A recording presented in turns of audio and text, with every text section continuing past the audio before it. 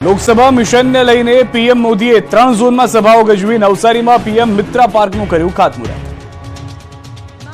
લોકસભાની ચૂંટણીને લઈને ભાજપ એક્શન મોડમાં છે ત્યારે પ્રધાનમંત્રી નરેન્દ્ર મોદીએ ગુરુવારે એક જ દિવસમાં 2024ના મિશન માટે 3 ઝોનને સાધવાનો પ્રયાસ કર્યો। અમદાવાદ અને વાળીનાથ ધામના કાર્યક્રમમાં હાજરી આપ્યા બાદ પ્રધાનમંત્રી નરેન્દ્ર મોદી દક્ષિણ ગુજરાતના નવસારી પહોંચ્યા હતા।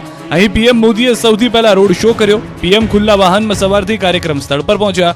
અહીં હજારો લોકોએ પીએમ મોદીનું સ્વાગત કર્યું। પીએમ મોદીએ ખુલ્લી જીપમાં સવાર થઈને લોકોનું અભિવાદન ઝીલ્યું। બાદમાં સ્ટેજ પર પહોંચ્યા। સ્ટેજ પર પીએમ મોદીનું સ્વાગત કરવામાં આવ્યું। બાદમાં નવસારી જિલ્લાના વારસી બોરસી ગામ ખાતે નિર્માણ પામનાર ગુજરાતના પ્રથમ પીએમ મિત્ર પાર્કનું વડાપ્રધાનના હસ્તે ખાતમુહૂર્ત કરવામાં આવ્યું। આ ઉપરાંત રાજ્યના 44,000 કરોડના વિકાસ કામોનું પણ ખાતમુહૂર્ત અને લોકાર્પણ કરવામાં આવ્યું।